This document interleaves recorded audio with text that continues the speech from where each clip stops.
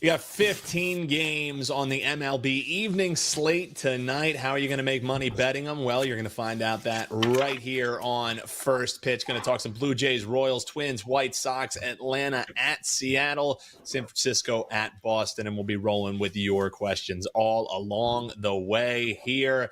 Let's get right into it and talk about a potential bounce-back spot for the Kansas City Royals as they're taking on the Blue Jays. It was a tight game yesterday. If you took the run and a half, you had a shot at that one.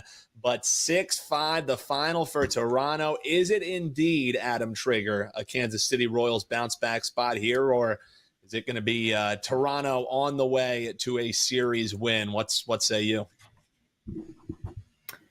I like this Blue Jays team a lot. I've talked about it on shows since before the season started, and I really think Sunday's win was like the thing that could really get this team going. Like, I wouldn't want to step in front of the Blue Jays right now. So on Sunday, if you didn't see the game, Blue Jays played the Dodgers. They didn't play their best. They stopped hitting after the second inning, which has been their issue, and I'll go into more. But huge catch from George Springer, one of the best catches of the year so far. And they made the plays they needed to make to hold off the Dodgers for a 3-1 win and avoid the sweep. So coming into this series, I went in with the expectation that I would try to find a spot to back the Blue Jays, that I thought they would come back and win this series because remember, they're in a bounce back spot from playing the Royals last week when the Royals took 3 of 4 and the Jays didn't hit at all. I mean, the Jays did not hit that whole series. Barely scored in any of the games. I think they were like 5 for 22 with runners in scoring position. It was something really just not very good. And last night, the Jays come out, 12 hits. They managed to hold on to a 6-5 win. They managed to hold on and win without using their top relievers who were really overworked from the weekend. And they decided to rest Jordan Romano and Yimi Garcia. So now they come back into this game, both of those guys coming off a day of rest. But more than anything, I think the last 2 days have just been huge for the confidence of this Blue Jays team, which I thought was like in the tank a little bit, Dan, after that Royals series. This was an amazing stat I read earlier. Yesterday was the first time since April 6th the Blue Jays have scored 6 or more runs in a game. I mean, that's just wild to me. Like you kind of think this Jays offense and Vlad, Bichette, Springer, but they haven't been scoring at all. And that's something that I think is probably going to change. I think last night was a step in the right direction. And Dan, when Toronto scores 5 or more runs this season, so they've scored 5 a couple times. When they score 5 or more this season, they're 11-1. And when they are leading after the 6th inning, they're 13-1. So the bats get going. Now you've got Romano and Garcia off a day of rest. And I actually think, this sets up nicely, big picture for the Blue Jays here. Now, Cole Reagans is an absolute stud for the Royals, but he's a lefty. And this Blue Jays lineup is built to just hammer left-handed pitching. And you go back to last week's game when these two guys faced off, it was in that crazy driving rainstorm. The game was called after 5 innings. So, it wasn't going to be easy for them to hit either of Berrios or Reagans, but do it in a rainstorm, and that's tough. Berrios has the best ERA in the league, 1.23 coming into this game. But a couple other things. You got Bichette coming off a day off. They gave Springer a day of rest over the weekend. I'd be riding the Blue Jays right now. I'd be looking to bet on the Blue Jays until they lose one. This was a team that was under 500 a couple days ago. I don't think they've hit their stride yet. I think they're a team that's probably going to win 90 games this year. So off of a couple of, close wins, I think that's what gets the Blue Jays going. And if they start to hit, they're going to be a very dangerous team. So lean here to the Blue Jays for me, but definitely a team I'm looking to bet on, in the coming days and weeks. Blue Jays is the side for our man Trig. The Fade the Prez parlay leg one didn't work out for us so well last night. So hop below in the comments. Let us know how you're going to be looking to bet that one. And also joining us here on the show, my man Eric Pauly of the Gold Sheet, making his triumphant debut here on First Pitch. And EP, great to see you, my man. You've been dropping some daily videos that people can check out in the links below here on the video. But we already got some folks here in the chat. They are asking about this Braves game, and that's one that you already had slotted in to talk about here. Atlanta taking on Seattle. A lot of folks here wanting to get Braves in a potential spot for them. Any thoughts on that one, EP? Yeah, so one of the best parts, obviously, about the schedule change that happened last year is now we're getting these guaranteed series between every single team, and having the Atlanta Braves heading to Seattle it's just great for the sport. And in my breakdown yesterday, so I did back the Braves. Obviously, took a loss last night on a Mitch Garver walk-off home run. Yep. But I mentioned yesterday, it was no shock that these Atlanta bats might be cold. They were coming from their series against Cleveland in Atlanta, flying all the way up to the Pacific Northwest. Those tough travel spots are always something to consider throughout the course of the MLB. Now, that doesn't mean that these teams are automatic fans or anything like that, but I was not really as shocked to see the Braves bat go quiet. That the total was 7.5, 7 for an Atlanta Braves team that we know could put up 7 runs in a couple of swings. But I really am keen in on this pitching matchup. So Ronaldo Lopez has been a heaven send for Atlanta, a team with dealing with the injury to Strider. Not the best rotation, even in the first place. Low ERA at 0.72, which is obviously great, but the advanced metrics follow suit: a 2.72 FIP, a 3.66 xFIP, and keep digging deeper. 86th percentile in expected ERA and 83rd in expected batting average. He's getting chases and whiffs, 78th percentile in chase, 70th in whiff. He's generating ground balls, and he's also not allowing a ton of barrels. And lefties and righties are both hitting 175 or below against him. Now, he walks more lefties, which is something to consider, as the Mariners are one of those close to 3 true outcome teams. They're 7th in the majors in walk rate against righties. But that's kind of the breakdown on Ronaldo Lopez. Then looking at Luis Castillo, a more household name, advanced metrics better than his counting stats. He does get hit hard, and lefties have their way with him. He's allowed 5 dingers to the left-hand side, 353 batting average, 554 FIP. And the Braves have a couple lefties like Austin Albies, switch hitter, Matt Olson, who's been cold, but of course can hit the ball well, and Michael Harris. Castillo does get hit hard, but that's always been his thing. You throw hard, you get hit hard. Generating chases and whiffs, but given the matchup, we know how good the Seattle pitching staff is, as well as their bullpen. But I do still have to take the Braves at a very short price, and I would also just target Ozzie Albies, Matt Olson, and Michael Harris, whether that be in the total base or hits, runs, RBI market. Lefties are having their way with with Castillo. And again, better team, short price to pay. I'm all in on the Braves. Yeah, Steph in the chat saying the Braves also have the hitters advantage tonight. So my man EP agreeing with you there. Also giving you some potential players to play on some player props. I know the chat is loving that. So one of the questions was, hey, anybody trying to get back on the Bravos today? The Phillies money line today was the second part of that question. You got the first part answered there by my man EP. Before we talk Phillies, as we have to every show, I do have some questions for both of you guys, and really it's more of just an overview. J.A. Cup here in the chat, guys, asking any first 5 games standing out to either of you. So Trig, we love playing first fives here. It's one of my favorite wagers, is taking a look at maybe which pitchers I think have an edge against some batters. Any thoughts for you as far as first fives on the board here today that kind of jumped off at you, Trig? Let's see. First 5 specifically. I think I would look at the Diamondbacks first 5. This is one that I kind of considered today, but you're obviously, and you'd have to go back and look and see what they're going to give you, if they're going to give you that half run or not. Sometimes it's flipped. Of course, Arizona's a slight underdog for the game, right around even money right now. But if you're looking first 5, the reason I bring this one up is I keep seeing it's every other day, the Dodgers between the glass, you've got Glasnow, Yamamoto, Paxton, but right now the rest of their rotation is just go grab someone from Oklahoma City and plug them in for to see if we can get a 4th or 5th starter out of them. And it hasn't worked as well as they're winning games because they're the Dodgers, right? And it's that they're just a really good team, great offense, but I mean, the numbers that these guys have aren't great. The Gavin Stones, and I saw they today is going to be Landon Knack, and again, this is kind of, I talked about Grove pitch the other day. and the numbers aren't great, but it's like they get away with it because they're the Dodgers. So like Knack is decent. Like he's got, he has okay numbers I think he's made 2 appearances this year.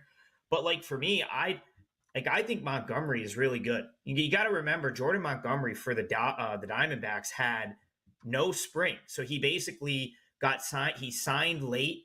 He went to Reno for to get his season going. And I thought he's pitched pretty well in both of his starts. So like, I still think Knack is a guy that would probably be at Oklahoma City. I believe he was for a stretch earlier this year.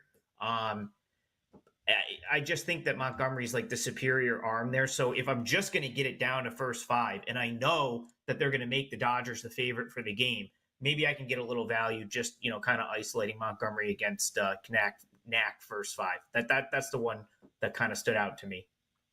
First 5 in that Arizona game, the one that is standing out to our man Adam Trigger. Kita Vegas is hanging out with us over on YouTube Shorts. He's saying, I love the first 5 for the Tigers as they're taking on the Cards today. Shout out to the chat. We got some love for the Twins first 5.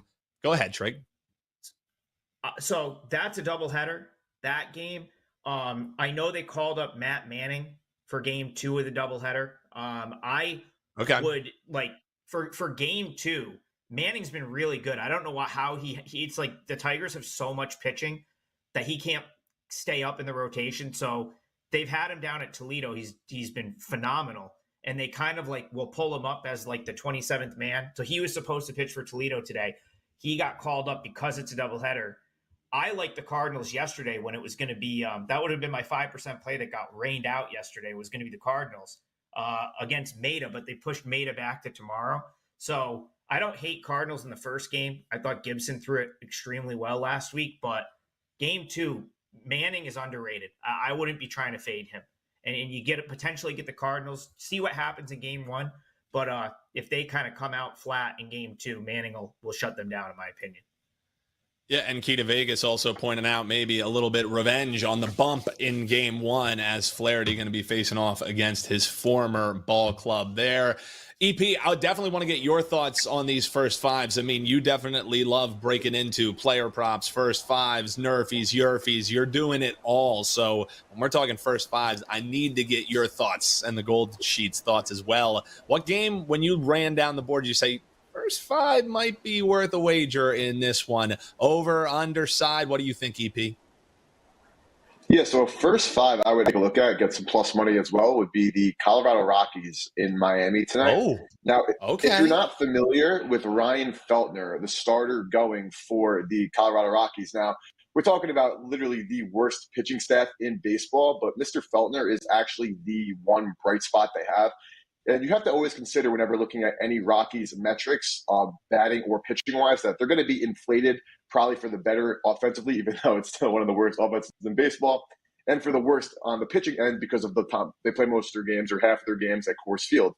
But despite that fact, Ryan Feltner still in the 86th percentile expected ERA, 72nd expected batting average. He generates whiffs and Ks at around a 68, 67%. He keeps the hard hit rate at the 59th percentile, and he generates ground balls. So Mr. Feltner, if you're not familiar with, is actually a very good pitcher, 27 years old. And Sixto Sanchez, now this is a guy I was obsessed with for a long time until he got hurt a few years back, and he hasn't become the same pitcher.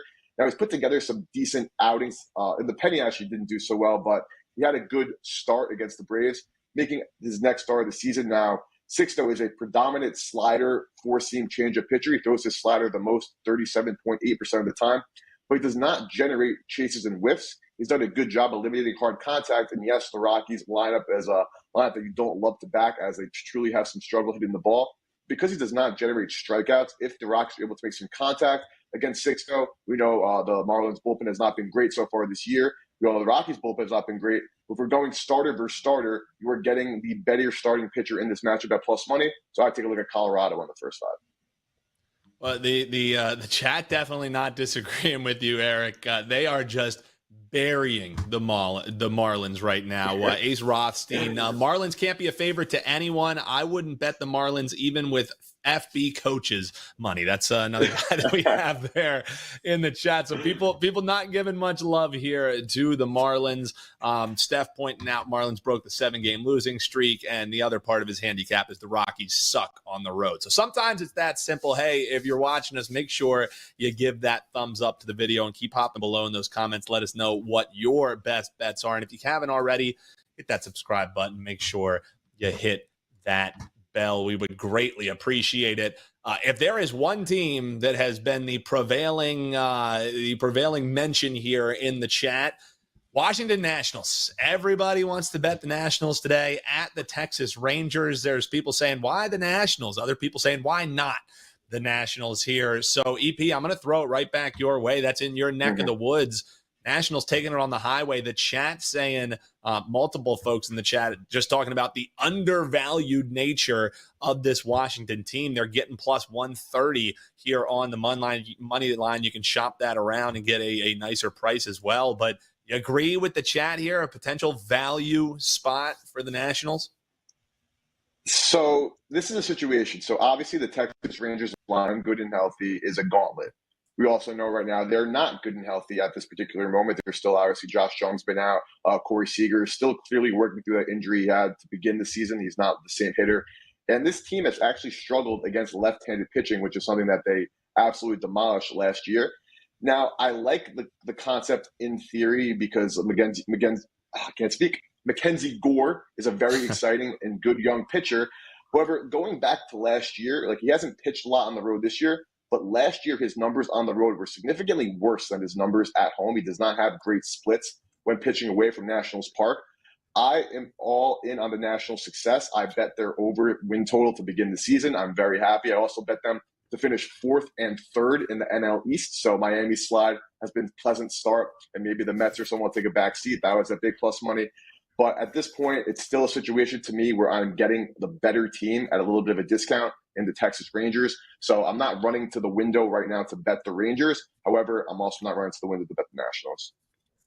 Yeah, and again, it's not like you have to have a play on every single game. It just seems like they're loving it. I mean, for what it's worth, at a nice plus money price, I can make a case for the Nationals in the first 5 if you want to, potentially look at a pitching mismatch in this one. I think both of the guys have question marks galore. So give me the team that's getting the plus money rather than lay it or stay away, like what EP said. I mean, Gray, when he faces the Nationals, I know past results never an indicator of future success. The guy 0-4, 6.75 ERA and 6 career starts against the Nats. So I know it's at home. I know it's a different season, but sometimes if it ain't broke, don't fix it. So the first 5 play for me, I'll satiate the chat. I'll ride with you guys on Washington. Give me them in the first 5.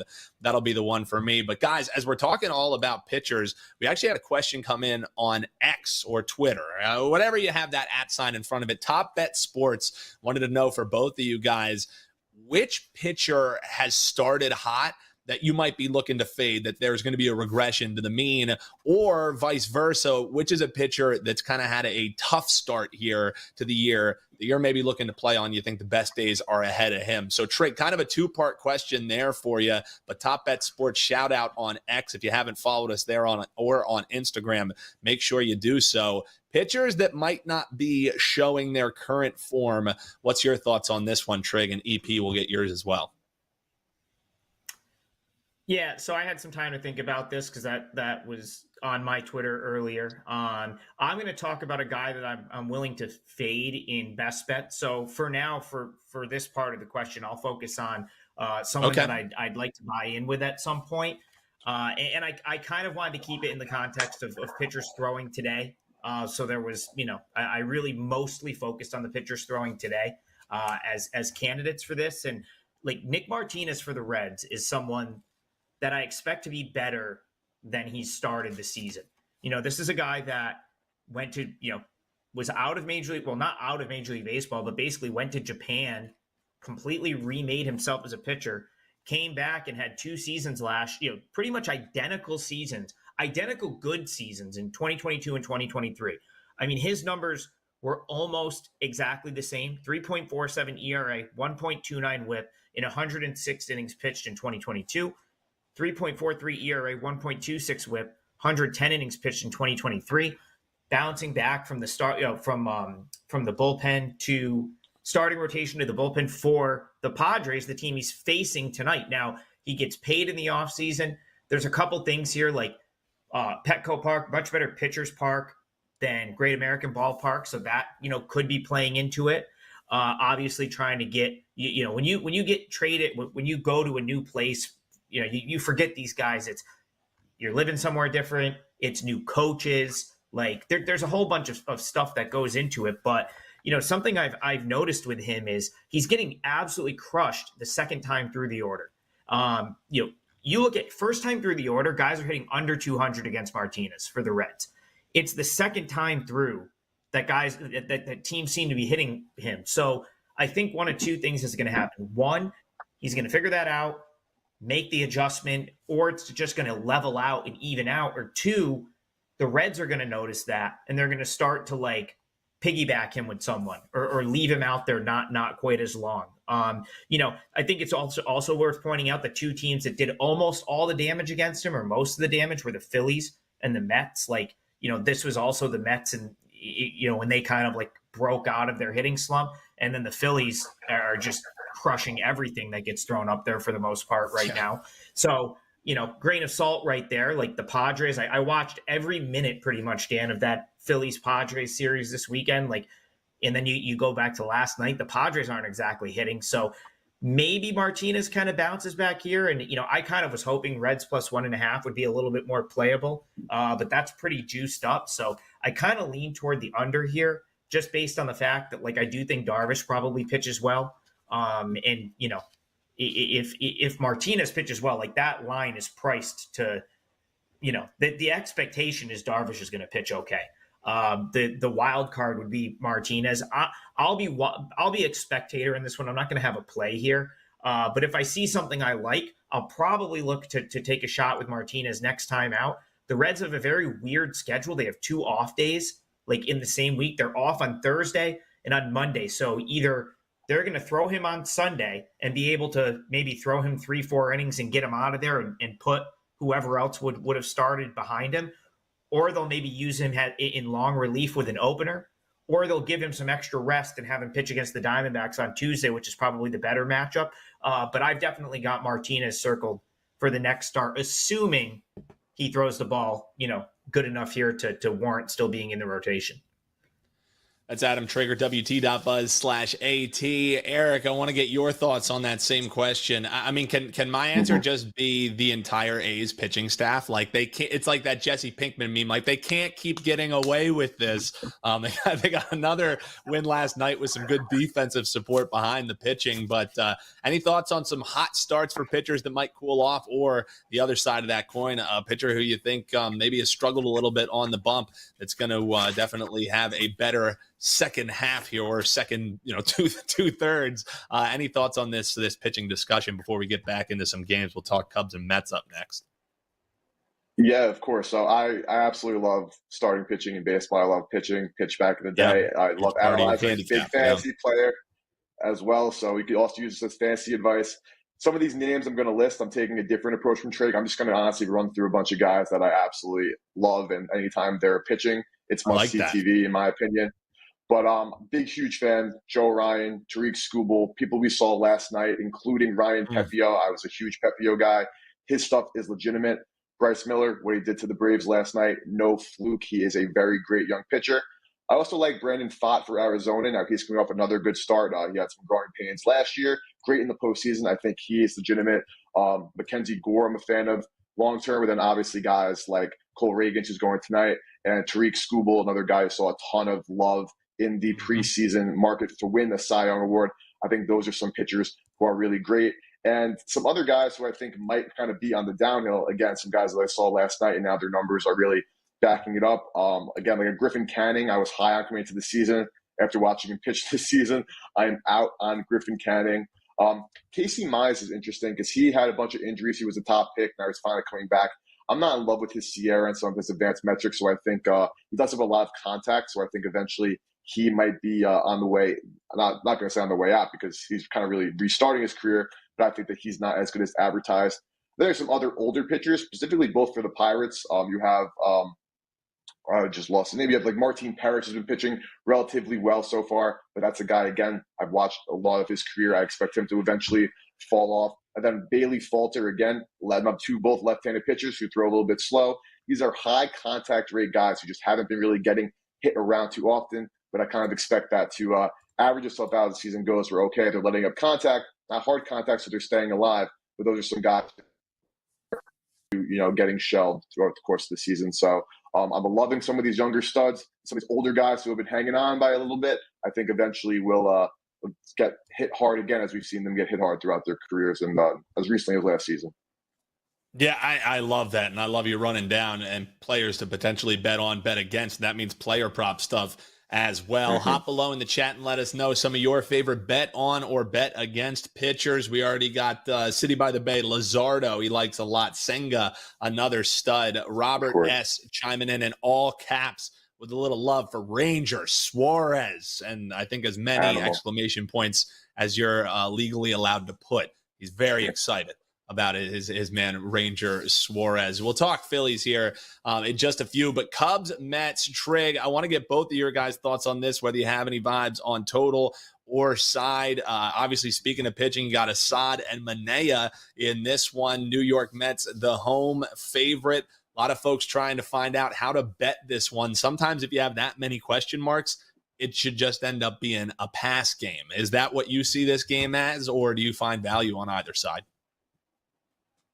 Yeah, I mean, the value's probably still on the Cubs, but I don't know if the Mets kind of gave one away last night. I would be, it would be tough for me to like come back with the Cubs, but Assad is like, he's kind of like a Swiss Army knife type guy, 5-6 pitches. Like he goes and gives them a start when they need one. He can pitch out of the bullpen. I've always liked him, and I love this Cubs team. I said it before the season that the Cubs were going to get better as the season went on, as they brought these guys up from they're so loaded at the AAA, AA level, and now you've got Pete Crow Armstrong up there. Mervis came up, like that. They're going to continue, in my opinion, to get better. So I wouldn't fade the Cubs. Dan, you're going to be mad about this. I'm selling Suarez. I'm selling Ranger Suarez. Like, there's no way he's going to continue this. That's just me. But as far as the Cubs is concerned, I would take the plus money if I was going to bet this game. I love this Cubs team, but not the greatest spot coming off of kind of the Mets throwing one away last night. So nothing there for me. EP, you see, I ask him about the Cubs and the Mets game, and I get a wild stray on my man Ranger Suarez. Like, this is insane. I did not sign up for that right there. EP, any thoughts on that game? And then I also want to pick your brain on a player that's going to be returning to the Orioles, because we had a nice question from City by the Bay in the chat. So just quick thoughts on this Cubs game, and then we're going to talk about what John Means' return to the Orioles could potentially mean. Yeah, so every morning, WagerTalk.com and the news section, Gold Sheet, we write a Nerfy best bet article as well as a home run prop best bet article. So make sure you head over to WagerTalk.com, check out the news section, free picks and plays. And one of my first picks today was the Nerfy in Cubs Mets. Now, the Cubs on the season, one of the better Nerfy teams. However, on the road, their run per game average drops to 0.25, where it's 0.72 at home. And this Cubs roster has a 0.237 expected weighted on base average against Sean Manaea, and a 31.1% strikeout rate, which are huge when it comes to Nerfies, their ability to get the swing and misses, as the Mets have the worst first inning offensive baseball, scoring just 0.25 runs in the first inning. And again, Javier Assad, limited sample, but not a lot of success against him. And a lot of that lack of success has come from Brandon Nimmo, Francisco Lindor, and Pete Alonso, who are, of course, leading off for that Mets order. So you have that worst first inning offense in baseball, a poor road first inning offense, two pitchers who have done well against each other's teams. I'm looking at a Nerfy here.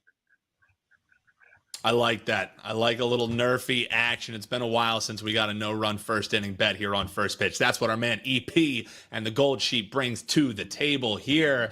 Guys, the breakdowns there, we greatly appreciate it. We greatly appreciate the questions that you've been dropping in the chat here, and one of which kind of just more of high-level stuff, and it's by, as I mentioned, City in the Bay. He was asking about John Means returning for the Orioles and what that means. For what it's worth, he also are on Kyle Bradish watch. So it's almost like it's a good problem that the Orioles have coming up here for Brandon Hyde, the manager of that ball club.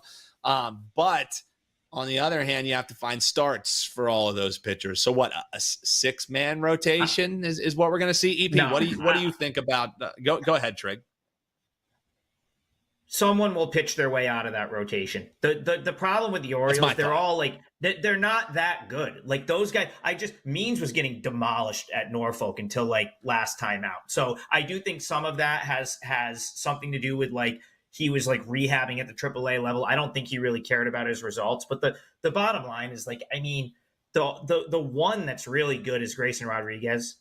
The other starters, and of course Burns and Rodriguez. The other guys will pitch their way out. Like I'm not fully sold on Kramer, Bradish, like, you know, Means. Obviously, like we'll see how they do coming back up. But like that's the problem for the Orioles. That their pitching is not great. Top to bottom pitching is like outside of those first couple starters, that'll be their downfall this year, in my opinion. That and potentially youth, just like, you know, the lights being too bright for the young kids. But I'm not sold on the Orioles pitching in general. Too much of a good thing, says Adam Trigger. He's just throwing haymakers at all the pitching staffs across MLB. Trig, what do you think this return could potentially mean for the Orioles? Is it going to be a short time buy on? Do you think, again, maybe addition by subtraction has kind of worked here for the O's? What's your thoughts on this before we get back to some games specifically? I mean, the Orioles are such an interesting team because I meant EP. Sorry, I didn't mean to. I was going to say. I was like, we probably got enough Trig on that one. I just have Trig on the brain here. EP, what's your thoughts here on the Orioles pitching?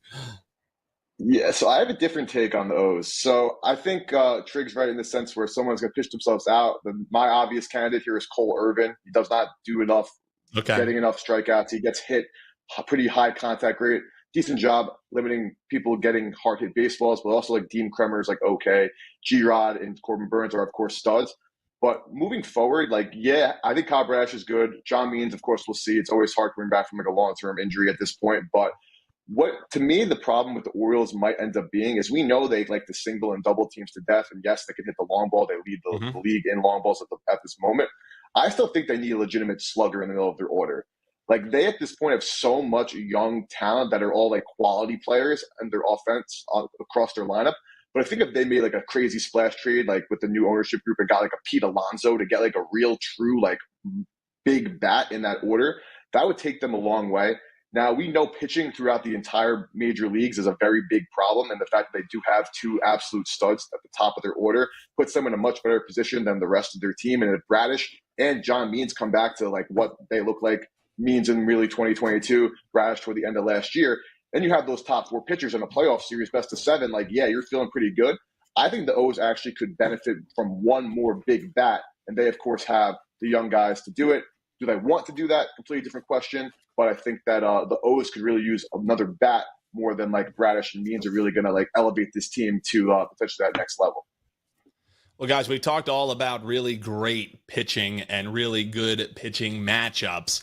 Let's talk about the fact that Houston is a huge favorite, despite how their recent form has been looking. They got Hunter Brown on the bump, and he's going to oppose Carlos Carrasco. So Tyler asking, let's talk some ugly pitching matchups here.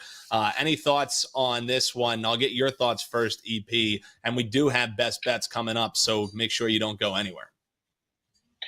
Yeah, so it's like the Houston Astros, you look at their record, you look at what they're doing, you're like, okay, this team has regressed. But then you peel back the onion a little bit and you see that the Houston Astros are getting runners on base almost every time they are having an inning. They're just not getting those big hits. Like Jose Abreu coming up too often with runners in scoring position. The guy's batting .07 on the like he's not a viable MLB player at this point in time. So I don't think the Houston Astros problems are as deep as it seems record-wise. However, at this point, they got to pick their stuff up immediately because they're really falling back in that tough AL West race and, of course, the tough American League. So I don't think the Houston Astros are nearly as dead in the water offensively as it seems, because they are generating base runners or getting on base. They're just not knocking them in. And then on the flip side, though, the pitching is a problem with them. It's a problem with a lot of the league. Their bullpen is supposed to be one of the best in baseball. It's not. Hunter Brown, fantastic rookie season, regressed to all hell. On the other hand, the Guardians, one of the worst offenses in baseball last year, are now one of the best offenses in baseball this year. But there's a guy like Cookie Carrasco. I mean, like, the Guardians are one of those teams that do the best of maximizing their pitching talent. I don't think that Carrasco is going to continue to perform at this level that he's been performing at. We've seen him for too long just not be a good pitcher. I have nothing concrete here. I haven't dug into this one fully. But if I had to pick, and I could be using too much of my past thoughts on this, I would expect Brown and the Astros to progress, as well as the Guardians and Carrasco to regress, which is probably the obvious answer. But I might have to get off my bias and my recent history to moving on from this one after seeing how this one goes. But I'd have to look at the Astros and the Hunter Brown progressing as the season comes on. Yeah, a lot of folks here in the chat loving Cleveland, and our man Tyler pointing out that his DraftKings app is showing 75% of the bets on Cleveland. I would always mention, take those numbers that you see, especially reported from the sports books themselves, with a little grain of salt. Everybody wants to be on the fade the public side. I think they're interesting talking points, but especially when the book itself is inside of their app saying, oh, by the way, we're taking all the action on this one side. I always get a little bit leery with those kind of reports and those kind of thoughts. I got Eric, Pauly, and Adam Trigger with me. Give these guys a like and make sure you hop below in the comments and let us know what some of your best bets are. We've been rolling. We've touched upon, over half of this 15-game card here tonight and haven't even talked best bets. So Trig, I'm going to throw it your way. And I didn't even have to look at what the rundown was. I saw Adam Trigger is on the show today. I knew we were talking some White Sox baseball here tonight. Run line. It's been one of your favorite plays over the weekend. I mean, it was cash in hand over fist, baby. We just going right back to it. Won again yesterday. Yeah. 3-2. Yeah, no. Yeah. I know it's funny because it's pretty much won every day since we, kind of talked about. And this was like last week on the show. I said I'd look to, for spots to back them. And of course, the White Sox come out and sweep the Rays. They play a good game last night. That's not the way I'm looking in this one, just because I don't trust either pitcher. But to go back to the question, who's a pitcher that you might look to sell after a good start? It would definitely be Woods Richardson on the Twins. And the thing is, he's not even off to that good of a start, but people are going to glance and look at his MLB numbers, and they're going to think he's off to a good start. So he's kind of yo-yoed back and forth from AAA this year. He made some mechanical adjustments in the offseason. He's throwing from a different arm slot. And the results have been very mixed. And it's not even like they've been, like he started out badly and has gotten better. They've just been mixed. Like one start, he'll come out, pitch okay. The next, he'll get crushed. He'll be all over the place. The funny thing is, though, Dan, his two really good starts this year both came at the MLB level for whatever reason. Now, I do think you can take that with a grain of salt, because one of them was against the Tigers in the second game of a doubleheader, when the Tigers played 12 innings in the first game and just came out flat, and he kind of rolled through them for 6 innings.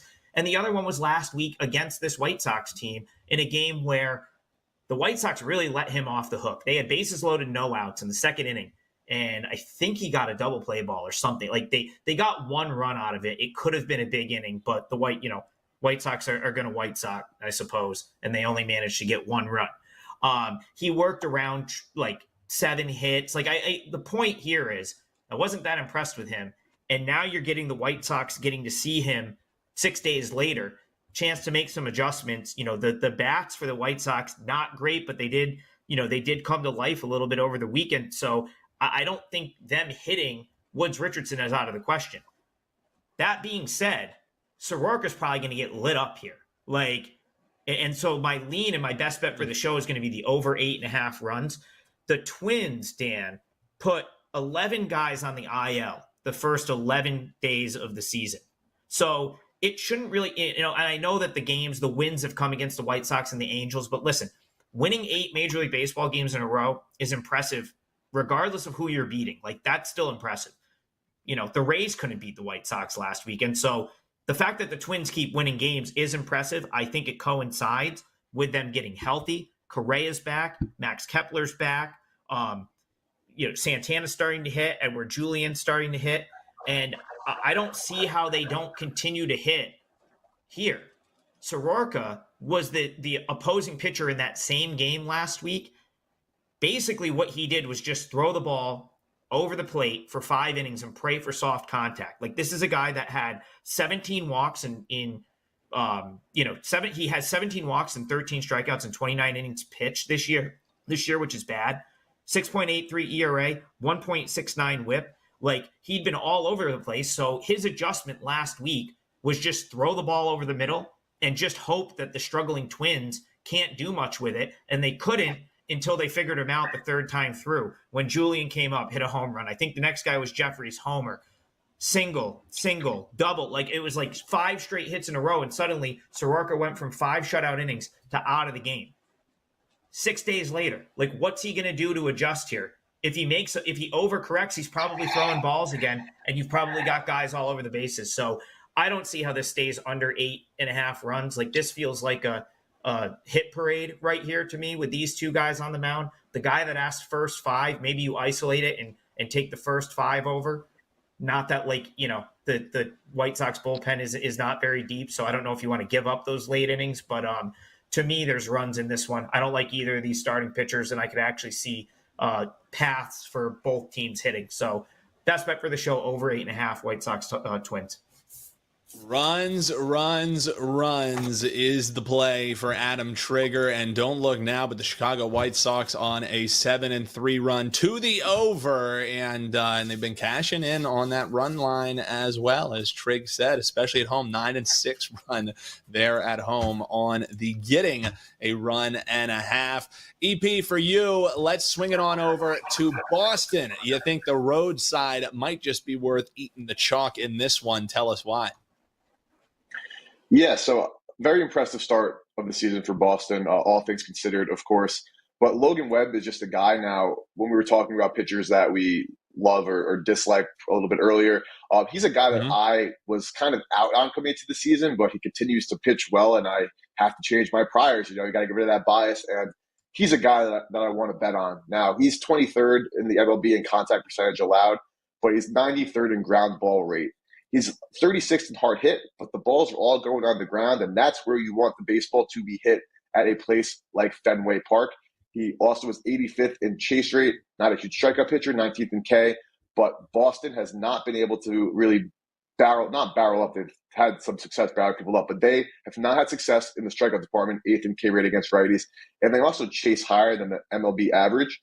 Now, the first 5 question, I considered looking that way, but you're actually paying more chalk to back the Giants just in the first 5, and it makes sense. Their bullpen has not been great, while the Red Sox, surprisingly, has been one of the better bullpens in baseball. But Logan Webb is a guy who pitches deep in games, 6+ innings in 5 of his 6 starts this season, and he has great advanced metrics against both sides of the plate.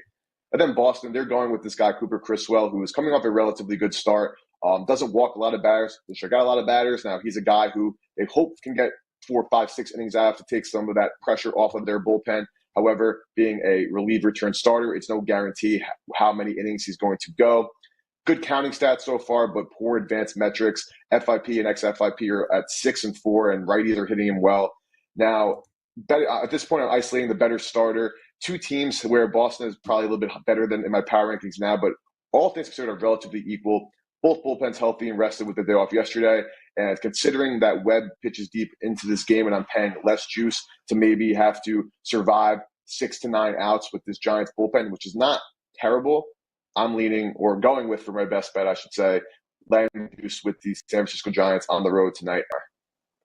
Eating the chalk there with the Giants on the road, taking on Boston. That's the best bet for our man Eric Paul. You can check him out at the Gold Sheet, and make sure you check out Trig over at WagerTalk as well. If you've never bought before, it's a terrific time to try us out, as until midnight, you can put anything you want in your cart, from any capper, including Gold Sheet access, whatever you're trying to get. Hop into your cart and you can get 25% off any purchase. You can check out what these guys have locked and loaded over at WagerTalk.com. Save that 25%. It goes until midnight. A terrific way to try us out here at WagerTalk. Big thanks to Trig. Big thanks to EP. Trig's got the over in White Sox and Twins as the best bet, and EP going with San Francisco on the money line. Hop below in the comments and let us know what your best bets are, and we'll be checking those out throughout the evening through tomorrow's show that we'll be getting to you. We appreciate you tuning in. We appreciate everybody in the chat. Shout out to you, Brian S., Drewski, Have Cash, Tyler, Keys to Vegas, everybody, Wisconsin guy. We appreciate you tuning in here and riding with us on the Wager Talk TV YouTube channel. If you want more, you don't have to go far. That's right. You can hit the video on your screen right this moment. Continue getting all that info you need to cash on all the sports you love. That's what we do here at Wager Talk. Best of luck to you, and we'll see you next time right here on Wager Talk TV.